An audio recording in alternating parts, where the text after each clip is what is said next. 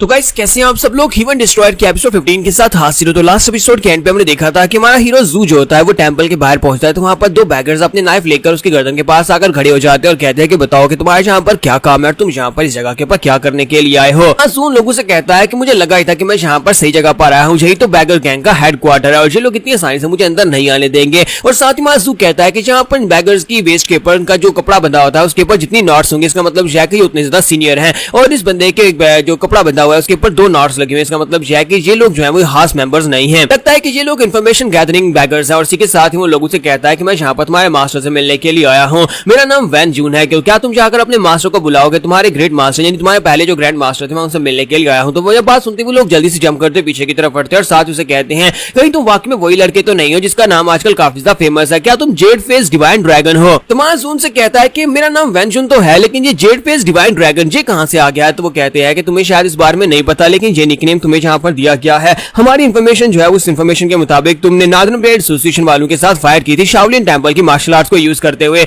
जिसकी वजह से तुम्हें यहाँ पर ये वाला नाम दिया गया है और तुमने तो यहाँ पर पूरी तरह से हलबली मचा दी हुई है। पूरी तरह से यहाँ पर नॉर्दर्न ब्लेड एसोसिएशन वालों को क्रश करने के बाद तुम्हारा नाम काफी ज्यादा फेमस हो चुका है। तुम्हारा जू कहता है कि यहाँ पर बैगर वालों का तो इन्फॉर्मेशन सिस्टम वाकई में काफी ज्यादा कमाल का है, इन लोगों के पास हर एक इन्फॉर्मेशन, इन लोगों के पास मेरे बारे में भी सारी की सारी इन्फॉर्मेशन मौजूद है, इनके साथ और क्या बहस करूं। तो इसी के साथ ही वो लड़के उसे कहते हैं कि हमारे साथ आओ, हम तुम्हें अपने ग्रैंड मास्टर के रूम तक लेकर चलते हैं और इसी के साथ उसे अंदर लाया जाता है जहां पर हमारा जू जो होता है वो आकर टेबल के पास बैठ जाता है और इसी के साथ ही वहां पर सामने से एक और बंदा निकल कर आता है जिसके साथ एक बंदा वहां पर से निकल कर आता है जिसकी वेस्ट के ऊपर कपड़ा बंधा होता है जिसके ऊपर 3 नॉट्स होती है। तो वो उसे कहता है कि सर प्लीज हमें माफ करिएगा कि हमने आपको यहाँ पर दरवाजे के ऊपर रूडनेस दिखाई लेकिन हमें नहीं पता था कि आप यहाँ पर डिवाइन जेड ड्रैगन है। और इसी के साथ ही जू कहता है कि ये बंदा जो है इसकी पोजीशन काफी ज्यादा हायर लगती है। तो जू से कहता है कोई बात नहीं तुम लोग तो यहाँ पर सिर्फ और सिर्फ अपने हेडक्वार्टर की रक्षा कर रहे हो। उसी के साथ ही वो लड़का उसे कहता है कि सर बताएं आपको यहाँ पर हमारे ग्रैंड सेक्टर लीडर से क्या काम है, आप उनसे क्यों मिलना चाहते हैं। तो जू जो होता है अपनी जेब के अंदर हाथ डालता है, एम्परर टोकन को निकालता है और उसे कहता है कि मैं यहाँ पर इस एम्परर टोकन के लेकर आया हूँ,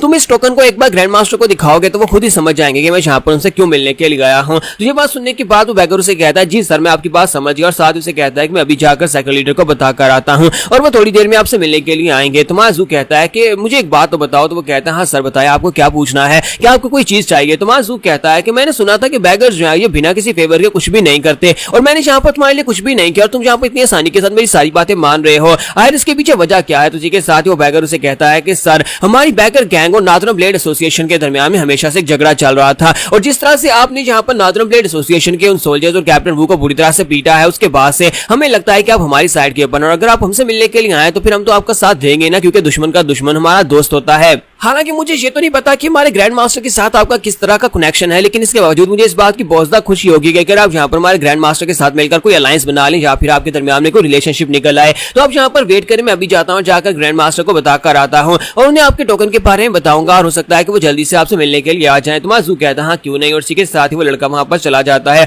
उसके चले जाने के बाद माजू सोच रहा था जरा देखो तो सही, बाहर से ये टेंपल बहुत ज्यादा छोटा दिखाई देता है लेकिन अंदर किस तरह से बहुत सारी केव्स बनी हुई है और अंदर से यहाँ पर इनका हेडक्वार्टर काफी ज्यादा बड़ा है। ऐसे लगता है जैसे कि बैगर गैंग के साथ पंगा लेना बिल्कुल भी ठीक नहीं होगा, यानी कि कोई यहाँ पर बैगर गैंग के साथ पंगा लेकर बचेगा नहीं, क्योंकि ये सिर्फ और सिर्फ बैगर्स नहीं है बल्कि ये सारे के सारे मार्शल आर्टिस्ट हैं। और इसी के साथ ही माजू को साइड के ऊपर से दौड़ने की आवाज आती है तो ग्रैंड मास्टर बड़ी तेजी के साथ दौड़ते वहां पर आते और आकर दरवाजा खोलते और कहते हैं कहां पर है वो यंग मास्टर जो इस टोकन को लेकर आया है। तो बाहर आने के साथ ही वो कहता है कि यंग मास्टर क्या ये टोकन तुम लेकर आए हो। तो उसके हाथ में वही एम्परर टोकन होता है। तो उसे कहता है क्या ये एम्परर टोकन तुम्हारा है। तुम्हारा जू से कहता है कि हाँ ये एम्परर टोकन मेरा है, मैं इसे यहाँ पर लेकर आया हूँ। और हमारा जू जो होता है उसकी वेस्ट के ऊपर लगे हुए कपड़े की तरफ देख रहा होता है तो ग्रैंड मास्टर की वेस्ट के ऊपर बहुत सारी नॉट्स लगी होती है और वहां पर 2 कपड़े होते हैं, जिन दोनों के ऊपर ही बहुत सारी नॉट्स होती हैं। हमारा जू कहता है कि इसके पास तो बहुत सारी नॉट्स वाला कपड़ा है, इसका मतलब यह है कि ये वाकई में ग्रैंड मास्टर है। तो ग्रैंड मास्टर फिर से पूछता है क्या इस टोकन को तुम लेकर आया। तो वो कहता है कि हाँ मैं इस टोकन को लेकर आया हूँ। तो ग्रैंड मास्टर इसी के साथ उसके सामने घुटने टेक देते हैं और उसे कहते हैं कि ये आपका लोली सब्जेक्ट पुंग चियोंग हो आपके सामने घुटने टेकता और आपको रिस्पेक्ट देता है। यंग मास्टर हमारे एम्परर प्लीज यहाँ पर मुझे माफ करिएगा, मैं जल्दी नहीं आ सका।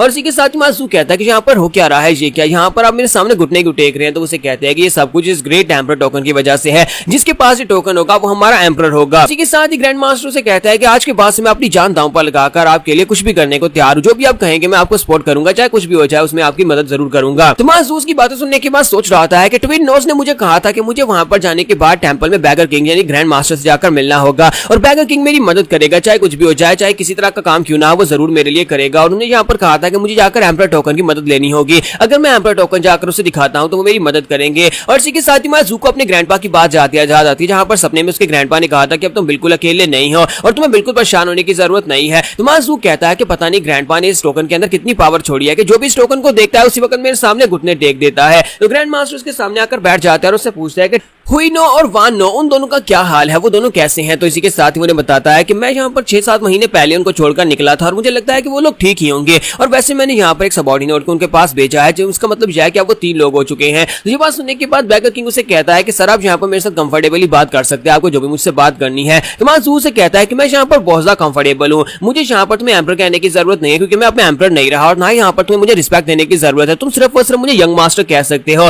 तो मास्टर पुंगो से कहता है कि मैं यहाँ पर तुम्हें इस तरह से कैसे बुला सकता हूं जबकि तुम यहाँ पर हमारे एम्पर हो। अब बताओ कि तुम्हें मुझसे क्या चाहिए, प्लीज बताओ कि तुम्हें क्या चाहिए, मैं यहाँ पर कुछ भी करने को तैयार हूँ। मास्टर हुईनो, मास्टर वान और मैं के हम तीनों लोगों को यहाँ पर आपके जो ग्रैंडफादर थे उन्होंने इम्प्लांट किया था, उन्होंने यहाँ पर हमें छोड़ा था और हमसे कहा था कि जब कभी उनका बेटा या उनका पोता यहाँ पर अपने एम्पर टोकन को लेकर आए तो हमें उनकी मदद करनी होगी और मुझे लगता है कि आप हमसे मदद के लिए आए होंगे। तो माजूस की बात सुनने के बाद हल्का सा मुस्कुराता फिर साथ से कहता है कि बैगर पंग तुम्हारा जू से कहता है कि बैकर पुंग तुम्हारी बात तो ठीक है कि तुम यहाँ पर मेरी मदद करने को तैयार हो, लेकिन मैं बिल्कुल भी किसी किस्म की पॉलिटिक्स में शामिल नहीं होना चाहता, मुझे अब दोबारा से वही सब कुछ नहीं करना। मेरे अंकल जैन अब यहाँ पर नए एम्पर हैं और वो इस तरह के नए हीरो हैं और मैं नहीं चाहता कि मैं वापस जाकर उनसे कहूँ कि अपनी गद्दी के ऊपर से हट जाएं, जो गद्दी जिसके ऊपर पहले मेरा अधिकार था, और मैं जाकर अपनी फैमिली कोरल में बिल्कुल भी नहीं पढ़ना चाहता, यानी कि मैं अपनी फैमिली से फाइट तो नहीं करना चाहता। तो इसी के साथ ही मास्टर पुंगो से कहता है कि मैं तुम्हारी बात को समझ सकता हूँ, तो फिर तुम यहाँ पर क्या प्लान कर रहे हो माय लॉर्ड, तुम यहाँ पर से काम जिंदगी तो नहीं गुजार सकते क्योंकि तुम कभी एक एम्पर हुआ करते थे, तुम्हें यहाँ पर एक एम्पर ही होना चाहिए। तो माजू से कहता है कि अब जबकि मैं एक एम्पर नहीं रहा तो मैं यहाँ पर इस तरह की एक लाइफ तो बिल्कुल भी नहीं गुजार सकता, इसी वजह से मैं यहाँ पर दोबारा एम्पर बनने के बारे में सोच रहा हूँ, लेकिन इस बार मैं सिर्फ और सिर्फ अपने छोटे से कंट्री का एम्पर नहीं बनना चाहता बल्कि मैं इस पूरी दुनिया का एम्पर बनना चाहता हूँ। तो क्या तुम यहाँ पर अपनी बैगर किंग और ट्विन नोज की यानी अपनी फोर्स को लेकर मेरा साथ दोगे ताकि मैं यहाँ पर इस पूरी दुनिया के ऊपर राज कर सकूं। तुम्हारी बैगर्स की आर्मी मास्टर वान और मास्टर हुईनो और साथ मेरी पावर्स हम सभी लोग मिलकर यहाँ पर जितने भी छोटे सेक्टर हैं उन सभी लोगों को सबड्यू करेंगे और आहिस्ता आहिस्ता पूरी की पूरी म्यूरम के ऊपर कब्जा कर लेंगे और मैं यहाँ पर पूरी म्यूरम का नया एम्पर बन जाऊंगा। तो बैगर पोंग बताओ कि तुम इस बारे में क्या सोचते हो, क्या तुम यहाँ पर इसमें मेरा साथ दोगे, क्या तुम यहाँ पर मेरे लिए खून खराबा करने को तैयार हो। तो मास्टर पोंग जो होते हैं वहां पर चुपचाप उसकी बात सुन रहे होते हैं। तो क्या मास्टर पोंग यहाँ पर इसका साथ देने को तैयार होंगे, क्या वो यहाँ पर उसे एम्पर बनाने के लिए खून खराबा करने को तैयार होंगे या नहीं, हम लोग नेक्स्ट एपिसोड में देख पाएंगे। तो लास्ट एपिसोड के एंड पे हमने देखा था कि हमारा जू जो होता है वो मास्टर पुंग से कहता है कि मैं यहाँ पर ब्लड बैथ चाहता हूँ, मैं चाहता हूँ कि यहाँ पर मैं पूरी की पूरी म्यूरम का एम्पर बन जाऊं, तो क्या तुम इसमें मेरा साथ दोगे, क्या तुम अपनी बैगर फोर्सेस को लेकर मेरी मदद करोगे। तो बैगर किंग उसे कहता है कि मैं तुम्हें एक बात बताऊं कि हम लोग यहाँ पर 9 सेक्टर अलायंस का हिस्सा नहीं और ना ही हम लोग यहाँ पर जितने भी मार्शल आर्ट्स के क्लैंस हैं उन सभी लोगों के साथ मिले, हम सिर्फ और सिर्फ इन्फॉर्मेशन भेजते हैं और इसके अलावा हम लोग यहाँ पर किसी किस्म की मार्शल आर्ट्स टाउन का हिस्सा नहीं और ना ही किसी सेक्टर का हिस्सा है। क्या तुम्हें पता है ये सब कुछ क्यों है। तो जू कहता है कि नहीं मुझे इस बारे में नहीं पता। तो वो उसे कहते हैं किसी वजह से क्योंकि हम लोग अपनी गैंग के इंडिपेंडेंट सिस्टम को बरकरार रखना चाहते हैं। हमारी गैंग जो है हम लोग अपनी मार्शल आर्ट्स को परफॉर्म करते हैं और साथ ही हम लोग सिर्फ और सिर्फ इन्फॉर्मेशन बेचते हैं और साथ ही यहाँ पर इन्फॉर्मेशन बेचकर अपना गुजारा करते हैं। हम लोग किसी सेक्टर का हिस्सा नहीं बनना चाहते क्योंकि यहाँ पर अगर किसी सेक्टर का हिस्सा बनेंगे तो हमें काफी ज्यादा नुकसान उठाना पड़ेगा, इसी वजह से हम लोग यहाँ पर कभी भी ये नहीं करते और हम लोग सिर्फ और सिर्फ बैगर सेक्टर बनकर ही रहना चाहते हैं। हमारी गैंग मेंबर्स जो है वो सभी लोग यहाँ पर फाइट नहीं करना चाहते और कोई भी यहाँ पर बिना किसी वजह के फाइट नहीं करते और हम लोग यहाँ पर बिना किसी वजह के यहाँ पर फाइट करने भी नहीं वाले और ना ही कोई ब्लड बैथ में हिस्सा लेने वाले हैं क्योंकि इससे हमारे बहुत सारे लोगों की जान चली जाएगी क्योंकि हमारे पास ज्यादातर लोग जो है वो इन्फॉर्मेशन गैदर करने के लिए ना कि यहाँ पर फाइट करने के लिए हैं। लेकिन साथ ही वो से कहता है कि अब जबकि ये आपके ऑर्डर्स हैं और आप यहाँ पर चाहते हैं कि हम लोग यहाँ पर ये करें तो मैं आपके लिए अपनी जान देने को भी तैयार हूँ और मेरे लोग भी यहाँ पर आपकी जान देने को तैयार हो जाएंगे। अगर आप यहाँ पर वाकई में म्यूरम के एम्परर बनना चाहते हैं तो आपके लिए हम लोग कुछ भी करेंगे, आप बस हमें यहाँ पर ऑर्डर दें,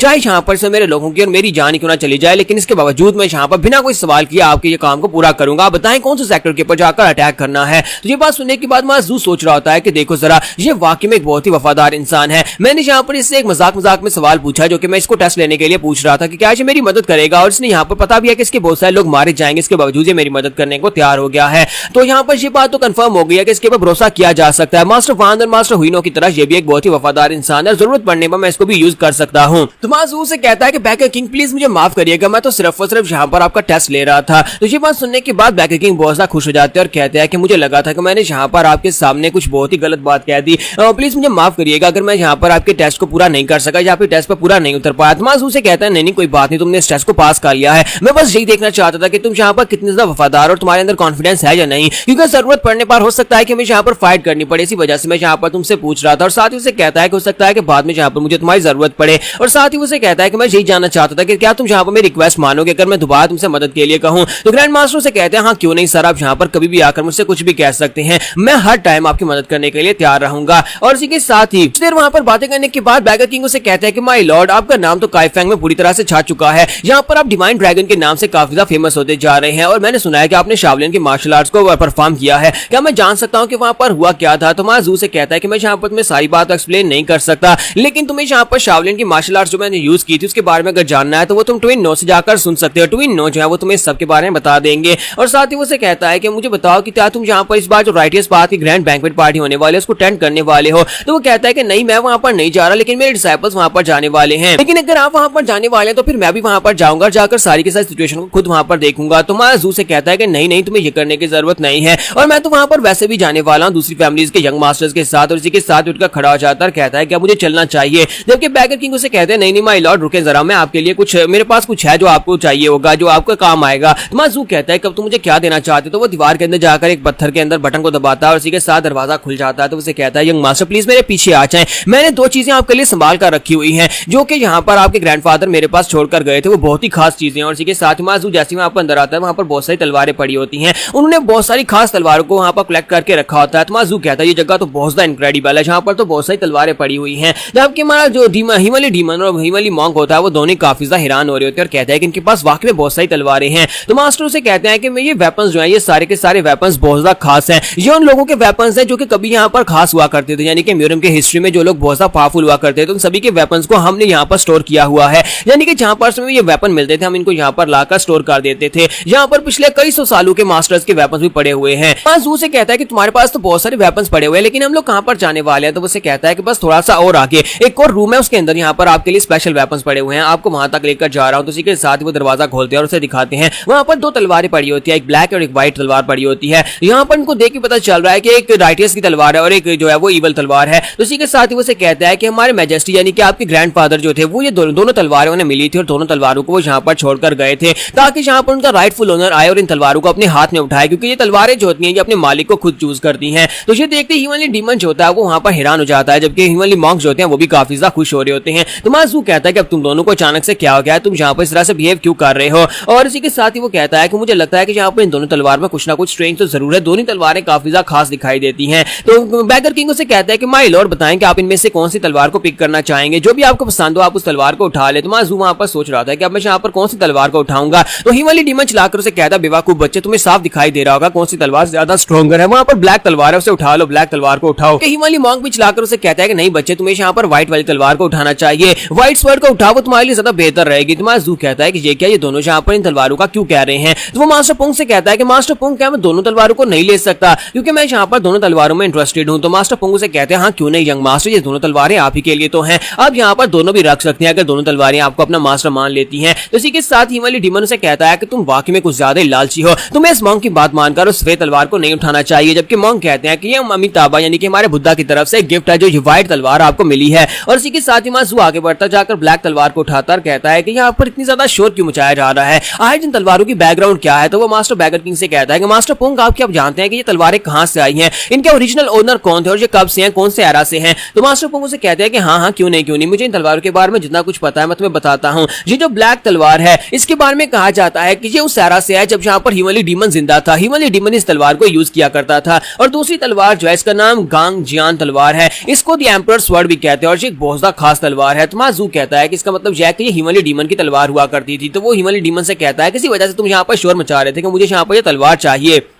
हिमालय डीमन उसे कहता है तो क्या मैं यहाँ पर अपनी तलवार वापस लेने के लिए इतना भी नहीं कह सकता। तो फिर साथ ही माजू कहता है कि अच्छा यहाँ पर हिमालय डीमन के स्वर्ड की समझ आती है, लेकिन ये गांजियान स्वर्ड ये किसकी हुआ करती थी। तो वो उसे कहता है गांजियान स्वर्ड एक बहुत ही फेमस स्वर्ड थी, जिसे बहुत ही फेमस स्वर्ड्समैनशिप ने बनाया, इसे एक बहुत ही फेमस ब्लैकस्मिथ ने बनाया था। ये तलवार हान डायनेस्टी में यूज हुआ करती थी और उस वक्त जो एम्परर थे वो इस तलवार को यूज करते थे। वो एक बहुत ही राइटियस एम्परर था और उसकी तलवार जो थी काफी ज्यादा पावरफुल थी और इसी वजह से इस तलवार को एम्परर स्वर्ड भी कहा जाता है, क्योंकि ये काफी ज्यादा फेमस और काफी ज्यादा पावरफुल तलवार है। तो माजू होता है वहां पर मास्टर के पास दोनों तलवारें ले लेता है, उसे अपनी कमर के साथ लटकाता है, वहां पर से वापस आ जाता है और दोनों तलवारों को अपने हाथ में पकड़कर आ रहा था। सोच रहा था कि वाकई में यहाँ पर एम्परर स्वर्ड है, क्योंकि ये काफी ज्यादा खास तलवार लगती है, लेकिन डार्क स्वर्ड हिमालय डीमन की स्वर्ड है और यहाँ पर ये भी काफी ज्यादा खास लगती है। हमारा जो जू होता है जैसे वहां पर वापस आता है तो वो सभी यंग मास्टर्स वहां पर तैयार हो रहे होते हैं, क्योंकि उन सभी लोगों को बैंक्वेट कॉन्फ्रेंस में जाना होता है। तो इसी के साथ ही जू जब वहां पर आता है तो वो सभी लोग उसे कहते हैं कि यंग मास्टर वैन तुम कहां पर रह गए थे, तुम इतने लेट क्यों हो गए हो। यहाँ पर हम लोग अपनी एपिसोड 16 का एंड करेंगे और नेक्स्ट एपिसोड में देखेंगे कि आखिर उस बैंक्वेट कॉन्फ्रेंस में क्या होने वाला है, जो कि नॉर्दर्न ब्लेड एसोसिएशन की तरफ से दी जा रही है।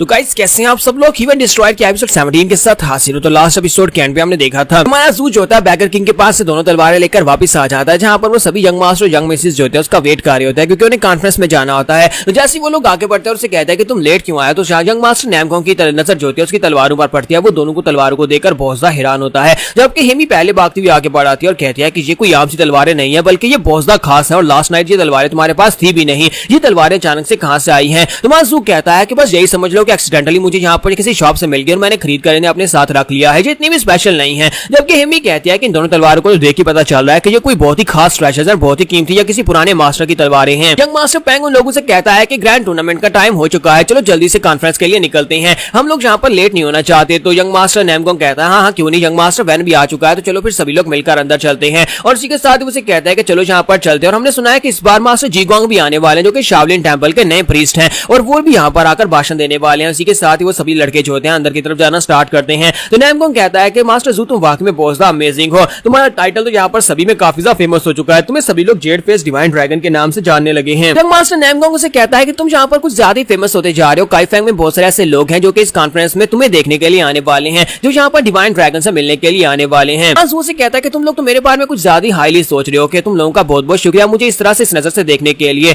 जबकि आयोन जो होती है वो भी साइड के ऊपर वहां पर शर्मा रही होती है, उसी की तरफ देखते हुए कह रही होती है कि यंग मास्टर मैं तो यहाँ पर तुम्हें हमेशा से इसी नजर से देखती हूँ, लेकिन थोड़ी अलग नजर से। वो लोग चलते हुए आगे की तरफ बढ़ होते हैं, तो उसी के साथ उन्हें वहां पर सामने एक बहुत ही बड़ा टावर दिखाई देता है। तुम्हारा जू कहता है कि ये तो वाकई में एक बहुत ही बड़ी बिल्डिंग है, लगता है कि नॉर्दर्न ब्लेड एसोसिएशन वालों ने यहाँ पर बहुत ज्यादा खर्चा किया है इस बिल्डिंग को बनाने के लिए। तो यहाँ पर ये बड़ी सी बिल्डिंग जो होती है, इस बिल्डिंग को डिवाइन बिल्डिंग कहा जाता है, क्योंकि यहाँ पर ये जहाँ की सबसे बड़ी बिल्डिंग है और नॉर्दर्न ब्लेड एसोसिएशन वालों ने इस बिल्डिंग को बनाया है। तो इसी के साथ हमें यहाँ पर म्यूरियम के कुछ बेसिक्स के बारे में बताया जाता है कि यहाँ पर 9 ग्रेट सेक्टर्स है, 9 ग्रेट सेक्टर्स ने यहाँ पर आपस में मिलकर एक 9 ग्रेट सेक्टर्स अलायंस बनाई है, जबकि दूसरी तरफ से 5 बड़े क्लैंस हैं, जो कि यहाँ पर पांचों क्लैंस ने मिलकर एक नई अपनी अलायंस बनाई हुई है। और इसके अलावा यहाँ पर 2 सेक्टर्स हैं ऑर्थोडॉक्स है, जिनमें एक नॉर्दर्न ब्लेड एसोसिएशन है और एक साउथ ब्लेड कोलिशन है, यानी कि 2 ग्रुप्स हैं जो अलग अलग काम करते हैं और बाकी के सभी लोग यहाँ पर ग्रुप्स में काम करते हैं। मैं यहाँ पर इनकी ज्यादा डिटेल्स में बिल्कुल भी नहीं जाऊंगा, क्योंकि हमें यहाँ पर ज्यादा डिटेल्स की जरूरत नहीं है। तो यंग मास्टर नैमगोंग जो होता है हमारे जू को सारी की सारी डिटेल्स बता रहा था और उसे कहता है कि यहाँ पर ये सभी लोग जो है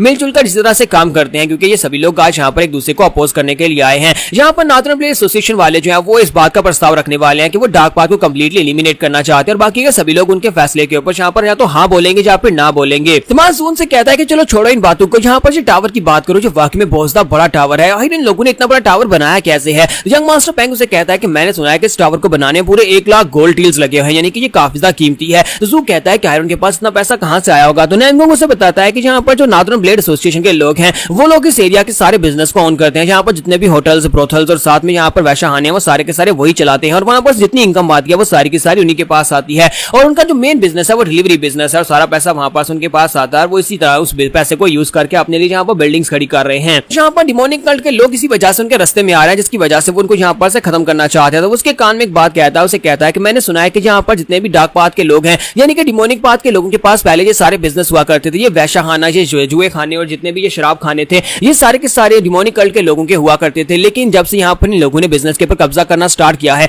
इन्हें लगता है कि अगर यहाँ पर से डिमोनिक पाथ के लोगों को हटा दिया जाए या मार दिया जाए तो यहाँ पर वो लोग इस सारे बिजनेस के ऊपर भी कब्जा कर सकते हैं। मुझे तो लगता है कि यही वजह है कि नॉर्दर्न ब्लेड एसोसिएशन के लोग यहाँ पर सभी को मारना चाहते हैं। और जब ये लोग बातें करते हुए आगे की तरफ गुजर रहे होते हैं, इसी के साथ ही पीछे से एक घोड़ा निकल कर आता है, एक घोड़ा जिसके ऊपर उसका मालिक भी बैठा होता है और बड़ी तेजी के साथ आगे बढ़ रहा होता है। तो वहां पर उसका जो मालिक होता है वो चिल्लाकर कहता है कि रास्ते से दूर हटो। तो वहां पर बेचारे जो आम लोग होते हैं उन बेचारों के तो कान के पर्दे फट जाते हैं, क्योंकि उनके उसकी जो चिल्लाने की जो पावर होती है उसके अंदर उसने अपनी इनर की को यूज किया होता है। तो नैमगोंग कहता है कि आज कौन कमीना इंसान है जो अपनी इनर की को यूज कर रहा है, वो भी यहाँ पर गली के अंदर, और इसी के साथ ही वो घोड़ा उनकी तरफ आगे बढ़ रहा था और वो सभी लोग कहते हैं कि हमें साइड के ऊपर हटना होगा वरना ये तो हमें अपने घोड़े के नीचे रोन का निकल जाएगा। जबकि हमारा जू जो होता है हीरो बनकर वहां पर उसके सामने जाकर खड़ा हो जाता है। वो घोड़े के बिल्कुल सामने आकर खड़ा हो जाता है। तो उस घोड़े के ऊपर जो राइडर होता है वो एक लड़की होती है, तो उसे घूर कर देखती है। तो बाकी के सभी लोग चलाकर उसे कहता है कि यंग मास्टर जू हीरो बनने की जरूरत नहीं है, जल्दी से साइड के ऊपर हटो। जबकि ये वाली डीमन भी उसे कहता है कहीं तुम पागल तो नहीं होगे, तुम एक भागते हुए घोड़े के सामने आकर खड़े हो गए, तुम्हें क्या लगता है कि तुम घोड़े के सामने टिक पाओगे। तो मां जू से कहता है कि मुझे इस बंदे ने बहुत ज्यादा परेशान कर दिया है, क्योंकि यहाँ पर इसने जिस तरह से चिल्लाकर उन सभी लोगों से कहा कि रास्ते से हटो, जिस तरह से यहाँ पर घुड़सवारी कर रहा है मुझे बिल्कुल पसंद नहीं आया।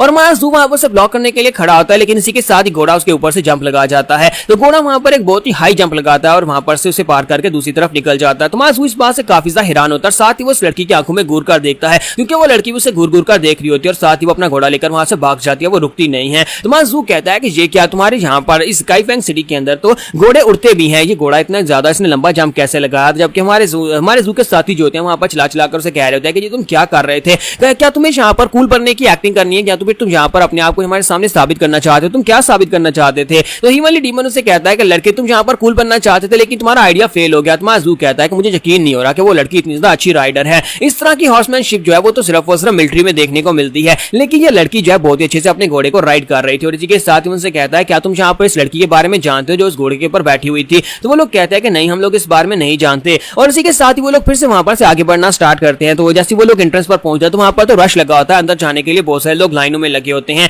तो हेमी कहती है यहाँ पर तो बहुत सारे लोग हैं, हमें यहाँ पर वेट करना पड़ेगा। तो हमारा जो ब्रदर नैमगोंग होता है उसे कहता है कि तुम्हें यहाँ पर वेट करना सीखना चाहिए, यहाँ पर वेट करना ही पड़ेगा। जबकि हमारा जू वहां पर आसपास देखता है तो उसे सामने वहां पर कैप्टन वो दिखाई देता है। तो उनसे कहता है कि मेरे पास एक आइडिया है, मुझे लगता है कि हमें ज्यादा वेट नहीं करना पड़ेगा। तो वो उसे कहता है कि तुम्हारे कहने का क्या मतलब है। तो इसी के साथ ही हमारा जू चिल्लाकर कहता है ग्रेट वॉरियर वू प्लीज यहाँ पर आओ, हमें तुमसे बात करनी है। तो ग्रेट वॉरियर वू जो होता है वो भी वहां पर उसको देखता है और पहले तो काफी ज्यादा गुस्सा आता है और कहता है कि ये कमीना यहाँ पर कर क्या रहा है। फिर साथ ही वो कहता है कि मुझे वहां पर जाना ही पड़ेगा और वो भागता हुआ सीधा उसके सामने आकर खड़ा हो जाता है और उसे कहता है कि यंग मास्टर बताएं कि आप यहाँ पर क्या करने के लिए आए हैं। मुझे आपसे मिलकर बहुत ज्यादा खुशी हो रही है कि आप दोबारा यहाँ पर आ गए हैं। और साथ ही वो सोच रहा था लगता है कि ये भी इस टूर्नामेंट के लिए यहाँ पर आया है। तुम्हारा जू से कहता है ग्रेट वॉरियर जू तुम यहाँ पर हमारी मदद करो ना, हम सभी लोग यहाँ पर खड़े रहेंगे, वैसे भी हम लोग तुम्हें जानते हैं और साथ ही तुम्हारी नादरन ब्लेड एसोसिएशन से हमारा एक रिलेशनशिप है और हम लोग यहाँ पर खड़े हुए लाइन में अच्छे तो नहीं लगते, क्या तुम यहाँ पर हमारी मदद करोगे, क्या तुम्हें मंदिर लेकर जाओगे। तो वो कहता हाँ क्यों नहीं सर, आप सभी लोग कोई स्ट्रेंजर्स तो नहीं है, आप सभी लोग हमारे दोस्त और आपको यहाँ पर रुकने की जरूरत नहीं है। तुम्हारा जू कहता है कि यहाँ पर चलो फिर अंदर चलते हैं, वॉरियर वो हम लोग यहाँ पर तुम्हें थोड़ा सा डिस्टर्ब कर रहे हैं। तो वो कहता है कोई बात नहीं। और इसी के साथ उन्हें अंदर ले जाया जाता है और अंदर लाने के बाद उन्हें एक हाल में छोड़ता है और कहता है कि ये वाटर फ्रंट पवेलियन है, आप लोगों को यहीं पर रुककर वेट करना होगा जब तक यहाँ पर कॉन्फ्रेंस स्टार्ट नहीं हो जाती। तुम्हारा जू कहता है कि तुम्हारा बहुत बहुत शुक्रिया, हम लोग यहाँ पर वेट कर लेंगे। जबकि इसी के साथ ही वहां पर ऊपर वाले सेकंड माले के ऊपर दो एल्डर्स खड़े होते हैं और कहते हैं क्या यही वो लड़का है जिसे यहाँ पर डिवाइन ड्रैगन के नाम से फेमस हो चुका है, यानी कि जिसने यहाँ पर कैप्टन वू को बुरी तरह से पीटा था और साथ ही हमारी दूसरी स्क्वाड को भी बुरी तरह से इसने पीटा था, यानी कि हमारी लॉ एनफोर्समेंट स्क्वाड को इसी लड़के ने बुरी तरह से पीटा है। तो इसी के साथ उनके पैट्रियट पीछे निकल कर आते हैं और कहते हैं अच्छा तो ये बच्चा जेड फेस डिवाइन ड्रैगन है। तो वो कहते हैं कि पैट्रियट आप कब यहाँ पर आए। तो वो कहता है कि इस लड़के की हिम्मत तो देखो, पहले इसने हमारी स्क्वाड के कैप्टन को बुरी तरह से पीटा और उसके बाद अब यहाँ पर हमारी जगह के ऊपर आ चुका है। इसे क्या लगता है कि इतनी आसानी के साथ यहाँ पर आएगा और उसके बाद चुपचाप यहाँ पर से निकल जाएगा। मैं इस लड़के को सबक सिखाऊंगा, मैं पर्सनली इस लड़के को सबक सिखाने वाला हूँ। यहाँ पर हम लोग अपनी एपिसोड 17 का एंड करेंगे। नेक्स्ट एपिसोड में देखेंगे क्या हमारे जू के लिए यहाँ पर मुश्किलात और ज्यादा बढ़ने वाली हैं, क्योंकि अब यहाँ पर नादरन ब्लेड एसोसिएशन का जो सेक्टर लीडर यानी उनका जो पैट्रियार्च है वो काफी ज्यादा गुस्से में लग रहा है। तो गाइस कैसे हैं आप सब लोग। हीवन डिस्ट्रॉयर के एपिसोड 18 के साथ हासिल हो। तो लास्ट एपिसोड के एंड पे हमने देखा था कि हमारा यंग मास्टर जू अपने साथियों के साथ जैसे वहां पर कॉन्फ्रेंस हॉल में पहुंचता है तो वहां पर ऊपर एसोसिएशन का लीडर आ जाता है और अपने साथियों से कहता है क्या यही वो डिवाइन जेड ड्रैगन है, क्या इसी के बारे में बात हो रही थी जिसने हमारी बनिशिंग स्क्वाड यानी कि हमारी जो लॉ एनफोर्समेंट स्क्वाड थी उसके कैप्टन वो और उसकी पूरी स्क्वाड को बुरी तरह से जलील किया था, क्या ये वही लड़का है। तो वो कहते हैं हाँ सर ये वही लड़का है। तो वो कहते हैं कि इसकी हिम्मत कैसे भी यहाँ पर हमारी स्क्वाड के साथ ये सब कुछ करने के बाद हमारी कॉन्फ्रेंस में इस तरह से आकर खड़े होने के और ऊपर से यहाँ पर इसकी वजह से हमें उस होटल के ओनर को बहुत सारा कुछ कंपनसेट करना पड़ा, बहुत सारे पैसे उसे देने पड़े। कमीने की वजह से डीमन किंग की वो बेटी उसे भी बचा लिया गया, हालांकि हमारी लॉ एनफोर्समेंट स्क्वाड के लोग जो थे उस लड़की को मारना चाहते थे। एक तो पहले से यहाँ पर उस कमीने की वजह से यानी ह्यूमन डिस्ट्रॉयर के अपीयर होने की वजह से हमारे हालात काफी ज्यादा खराब हैं, हमारे हालात काफी ज्यादा टाइट हो चुके हैं क्योंकि हमारा नाम खराब होता जा रहा है। हमारे बहुत सारे एल्डर्स की वहां पर मौत हुई थी उस ह्यूमन डिस्ट्रॉयर के बाद आने के बाद, और अभी तक हमें ये नहीं पता चल सका कि ह्यूमन डिस्ट्रॉयर है कौन। ऊपर से अब यहाँ पर डिवाइन जेड ड्रैगन निकल आया है। हम लोग ह्यूमन डिस्ट्रॉयर को तो ढूंढकर सजा नहीं दे सकते, लेकिन हम लोग यहाँ पर इस लड़के को बिल्कुल भी माफ नहीं करेंगे, चाहे कुछ भी हो जाए, इस लड़के को किसी ना किसी तरीके से मेरे पास लेकर आओ, मैं पर्सनली यहाँ पर इस लड़के को सजा दूंगा। तो एल्डर से कहते हैं जी सर, जैसा आप कहते हैं वैसे ही करेंगे। और इसी के साथ ही हमारे जू को दिखाते हैं कि हमारा जू जहाँ अपने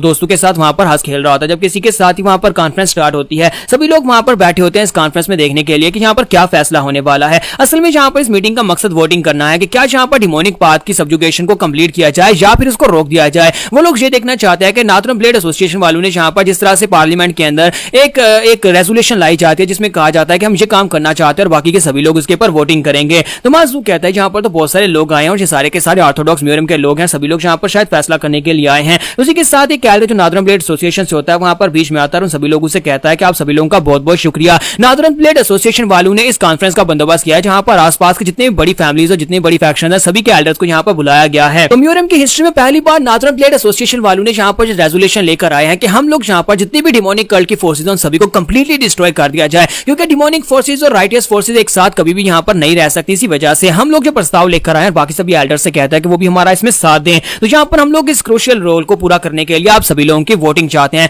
आप सभी एल्डर्स यहाँ पर अपनी अपनी राय देंगे कि आप सभी लोग चाहते हैं कि हम लोग डिमोनिक पाथ को कंप्लीटली एनाइलेट कर दें या फिर उन्हें भी यहाँ पर जीने का अधिकार दिया जाए। लेकिन क्योंकि आप सभी लोग जानते हैं कि डिमोनिक पाथ की वजह से म्यूरियम में कितनी ज्यादा केओस है, अनबैलेंस है और सभी लोग यहाँ पर लूट मार मचाते हैं, हमारी औरतों का रेप करके चले जाते हैं या फिर हमारे लोगों को ऐसे मार डालते हैं क्योंकि वो सभी डिमोनिक कल्टीवेटर सिर्फ और सिर्फ पावर के भूखे होते हैं। तो क्या आप लोग चाहते हैं कि हम उन सभी को मार डालें? तो वहां पर जितने लोग होते हैं वो सारे के सारे तो इसी के नॉर्थर्न एसोसिएशन के ही होते हैं। तो वो सभी लोग चलाकर कहते हैं कि हम लोग चाहते हैं कि डिमोनिक कल्ट को जड़ से उखाड़ दिया जाए, डिमोनिक कल्ट के लोगों को मार दिया जाए। तो हमारा जूज होता है वो नैमगोंग से पूछता है कि यंग मास्टर बताओ कि ये बंदा कौन है जो वहां पर बीच में खड़ा होकर भाषण दे रहा है। तो नैमगोंग उसे कहता है कि ये नॉर्थर्न ब्लेड एसोसिएशन वालों का एडवाइजर है, इसी वजह से यहाँ पर इस तरह की बातें कर रहा है। तो हमारा जू कहता है कि इनकी बातें सुनने के बाद लगता है कि इनका यहाँ पर मेन एजेंडा यही है कि ये लोग यहाँ पर से डिमोनिक कल्टीवेटर को खत्म करना चाहते हैं। तो वो कहता है कि हाँ यहाँ पर ये लोग ऐसे ही चाहते हैं। हमें यहाँ पर ये बात पहले से पता चल चुकी थी कि ये कमीने लोग यहाँ पर यही चाहते हैं कि डिमोनिक कल्टीवेटर्स को हमेशा के लिए खत्म कर दिया जाए और उनके सेक्टर को बर्बाद कर दिया जाए। कोई भी डिमोनिक कल्टीवेटर यहाँ पर नहीं बचना चाहिए।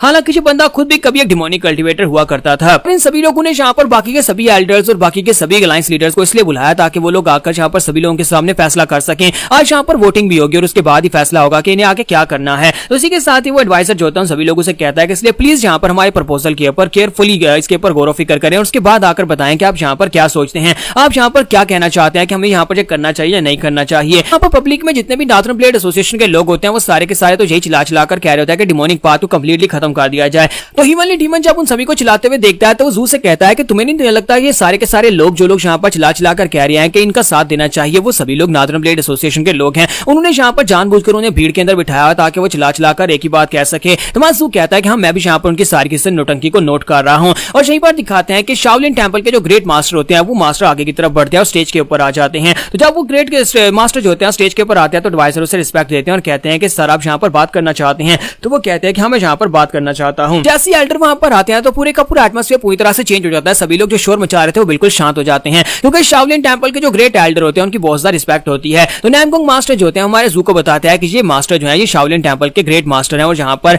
इन्हें भी बुलाया गया था, ये भी यहाँ पर आकर बताने वाले हैं कि इन्हें क्या करना है। इनका नाम मास्टर जी गोंग है। हिमली डीमन जो होता है वो हिमली मॉन्ग से कहता है इसका मतलब यह है कि ये हिमली मॉन्ग का ग्रैंड डिसाइपल है। तो मास्टर जी गोंग इसी के साथ ही वहां पर बात करना स्टार्ट करते हैं और उन सभी लोगों को पहले अपना इंट्रोडक्शन देते हैं और कहता है कि मेरा नाम जी गोंग है और मैं शाओलिन टेंपल का सुप्रीम मास्टर यानी कि उनका पैट्रियार्च हूं। तो मास्टर वहां पर सोच रहा था कि आज ये बंदा यहाँ पर क्या करने वाला है। अगर ये ऑर्थोडॉक्स अलायंस है तो इसका मतलब यह है कि यहाँ पर कोई ना कोई बात तो जरूर करेगा और हो सकता है कि यहाँ पर इस फैसले को अपोज करे। इसके साथ ही एल्डर जी गोंग जो होते हैं वहां पर उन सभी लोगों से कहता है कि तुम सभी लोगों का बहुत बहुत शुक्रिया यहाँ पर ये वाला प्रपोजल लेकर आने के लिए। पिछले कई सालों से यहाँ पर डिमोनिक कल्ट के लोगों ने बहुत सारे क्राइम्स किए हैं जिसकी वजह से तुम सभी लोग इस प्रपोजल तक पहुंचे हो। लेकिन अफसोस कि हम लोग क्योंकि शाओलिन टेंपल और बुद्धा की ग्रेट टीचिंग्स को मानने वाले हैं इसी वजह से हम किसी के इंसान की जान लेने के हक में बिल्कुल भी नहीं है। तो हम लोग यहाँ पर इसको पूरी तरह से अपोज करेंगे। हम नहीं चाहते कि यहाँ पर जो कुछ भी आप कह रहे हैं उसके साथ हम लोग एग्री करें और आप यहाँ पर डिमोनिक पाथ को कंप्लीटली एनाइलेट करें। ये बात सुनते ही सभी लोगों को काफी ज्यादा झटका लगता है कि यहाँ पर ग्रेट मास्टर सभी के सामने खड़े होकर जो बात कह रहे हैं। तो वो उनसे कहते हैं कि सभी लोग हमारे नेचर के बारे में अच्छी तरह से जानते हैं। शाओलिन टेंपल कभी भी यहाँ पर खून खराबे का साथ नहीं देगा और हम लोग यहाँ पर ये नहीं चाहते कि डिमोनिक पाथ के लोगों को इसलिए मार दिया जाए कि वो सिर्फ और सिर्फ डिमोनिक पाथ के फॉलोअर्स हैं। तो मास्टर जी गोंग जो होते हैं एडवाइजर से कहते हैं कि तुम्हें भी ऐसा नहीं लगता कि तुम लोगों ने यहाँ पर उनके काफी सारे एल्डर्स को मार दिया, उनके 7 डिमोनिक किंग्स में से 6 डिमोनिक किंग्स को मार दिया और इस वक्त बाकी के सभी डिमोनिक पाथ के लोग इस वक्त अपनी जान बचाने में लगे होंगे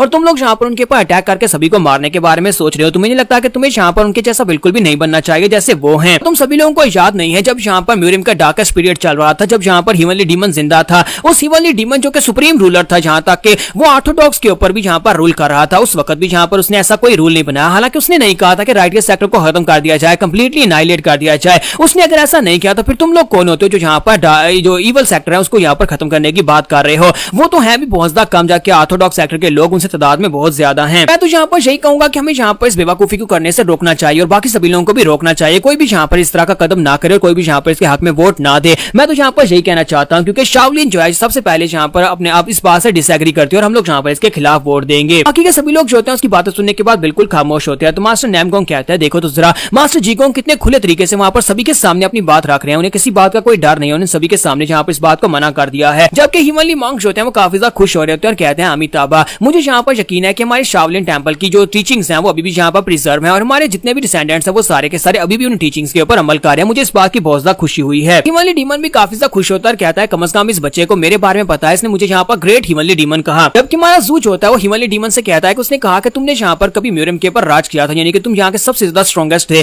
और तुम यहाँ पर पूरी म्यूरियम के ऊपर राज कर रहे थे। क्या तुम कोई लीडर या फिर एम्परर थे?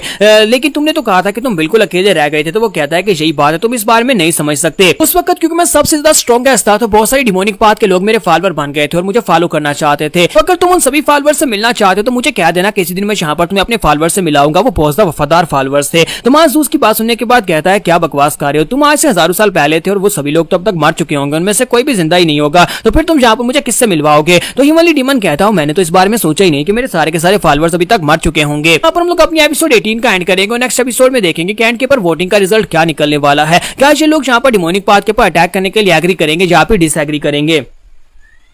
तो गाइस कैसे हैं आप सब लोग? हीवन डिस्ट्रॉयर के एपिसोड 19 के साथ हाजिर हो। तो लास्ट एपिसोड के एंड पे हमने देखा था कि मॉन्क जो होते हैं वहां पर सभी लोगों के सामने अनाउंस कर देते हैं कि हम लोग यहाँ पर इनकी रेजोल्यूशन का साथ नहीं है, हम लोग यहाँ पर से डिमोनिक पाथ के एक्सटर्मिनेशन का फैसले का साथ नहीं देंगे। तो ये बात सुनते ही नैमगोंग काफी ज्यादा खुश हो जाता है, कहता है कि हमें तो लगा था कि सिर्फ और सिर्फ 5 बड़ी फैमिलीज की जो अलायंस है वही इसके खिलाफ है। अब यहाँ पर अब जबकि यहाँ पर प्रीस्ट ने खुद यहाँ पर कह दिया है, यानी कि शाओलिन के मास्टर ने यहाँ पर कह दिया है, तो इसका मतलब यह है कि हमारे जीतने के चांसेस ज्यादा है। और इसका मतलब यह है कि अब यहाँ पर साउदर्न ब्लेड कोलिशन रह गई है, वो लोग यहाँ पर जो फैसला करेंगे उसी के बाद यहाँ पर डिसाइड होने वाला है कि आखिर वो लोग क्या चाहते हैं। तो हमारा जू से कहता है कि तुमने तो कहा था कि ये दोनों एक दूसरे के ऑपोजिट डायरेक्शन में, यानी कि साउथ वाली जो नॉर्थर्न ब्लेड एसोसिएशन और साउथ ब्लेड एसोसिएशन जो है वो दोनों एक दूसरे के खिलाफ रहती हैं, तो वो लोग एक दूसरे के हक में फैसला क्यों करेंगे? तुम्हें क्यों लगता है कि वो लोग यहाँ पर इनके हक में फैसला करने वाले हैं? तो ये बात सुनने के बाद नैमगोंग उसे कहता है कि ये लोग हमेशा यहाँ पर अपने फायदे के लिए इकट्ठा होते हैं, हमेशा से ऐसे चलता रहा है कि नॉर्थर्न ब्लेड एसोसिएशन और साउथर्न ब्लेड एसोसिएशन दोनों एक दूसरे के खिलाफ रहते हैं, लेकिन जब भी कभी यहाँ पर इन दोनों को जरूरत पड़ती है एक दूसरे के समझौता कर लेते हैं।